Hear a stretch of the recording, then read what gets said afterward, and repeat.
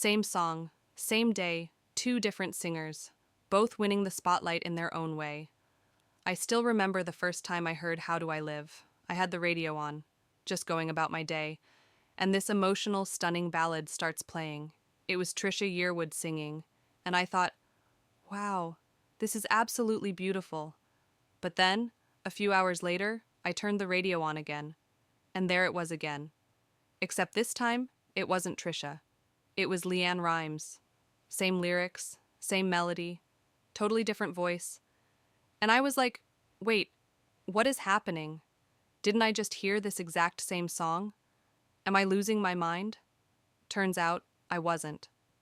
There really were two versions of How Do I Live, released on the same day. And now, 28 years later, I finally went down the rabbit hole to uncover the story behind it.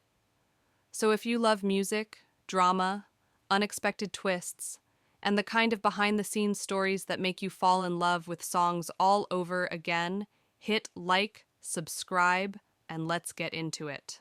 How Do I Live was written by none other than Diane Warren, the legendary songwriter behind I Don't Want to Miss a Thing and Because You Loved Me.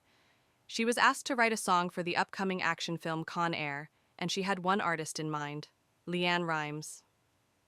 At just 15 years old, LeAnn had just won a Grammy for Best New Artist thanks to her breakout hit Blue, and Diane thought her voice was perfect for this new track. LeAnn recorded How Do I Live, and it was added to her album You Light Up My Life, Inspirational Songs, which would eventually go quadruple platinum. But when the Con Air producers heard the song, they weren't sold. They felt LeAnn was too young to sell a song about deep, aching heartbreak. On top of that, her version leaned more toward pop, and they wanted something that matched the movie's gritty, emotional tone. So, just weeks before the movie's release, the producers reached out to Trisha Yearwood. At that point, Trisha was already a Grammy-winning country music star, known for hits like She's in Love with the Boy. That debut single hit #1 on the Billboard country chart and helped her sell over 2 million copies of her self-titled album. She recorded her own version of How Do I Live, more stripped down, more mature, and deeply rooted in country. That's the version you hear in the film. Diane Warren was furious when she found out there were now two versions of her song. But it wasn't her call to make. The movie producers were the ones who wanted Trisha's voice. LeAnn's label hesitated to release their version since it had been rejected for the film. But Diane Warren reportedly said, "Fucks it, release it." And they did. So, on May 27th, 1997, both versions of How Do I Live were released. Trisha's version was featured in Con Air, while LeAnn's hit radio and retail stores. It was an instant media frenzy. Radio stations had to pick sides. Fans were confused but fascinated. Some didn't even realize they were hearing two different singers. Then came awards season. During the 40th Annual Grammy Awards in 1998, both Trisha Yearwood and LeAnn Rimes were nominated for Best Female Country Vocal Performance for How Do I Live. And for the first time in Grammy history, two artists were up for the same award for the same track. Trisha won, but LeAnn performed it at the ceremony.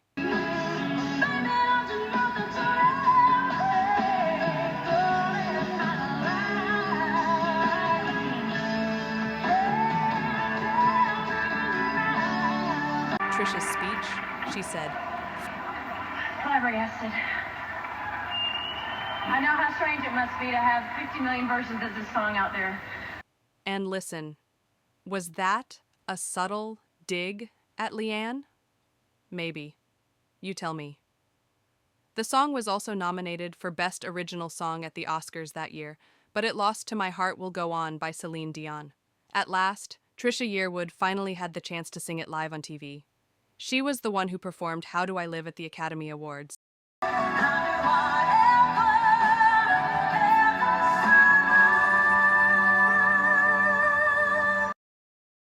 Here's where it gets even more interesting. Trisha's version may have won the Grammy, but LeAnn's version, it crushed the charts. It spent a mind-blowing 69 weeks on the Billboard Hot 100, 32 weeks in the top 10, and 25 weeks in the top 5. It peaked at #2, blocked from the top spot by Usher's You Make Me Wanna and Nice and Slow.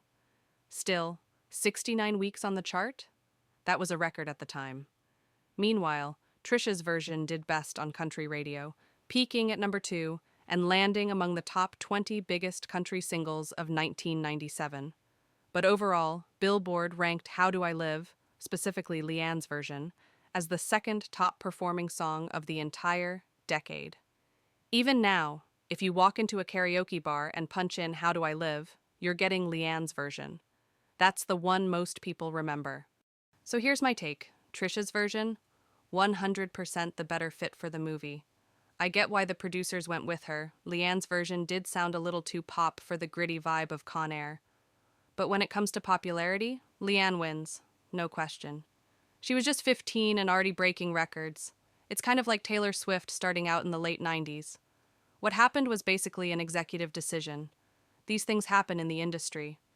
But in the end, both artists benefited from the chaos. And honestly, I'm kind of glad this all went down before the age of social media. Can you imagine the drama? Today, How Do I Live is remembered as one of the strangest and most iconic chart battles in music history. Two incredible voices, one unforgettable song. So tell me, who sang it best? LeAnn Rimes or Trisha Yearwood? Drop your thoughts in the comments. And if you love behind-the-scenes stories like this, hit like and subscribe, because next up, we're talking about another case of double versions. Let It Go by Idina Menzel versus Demi Lovato. You don't want to miss it.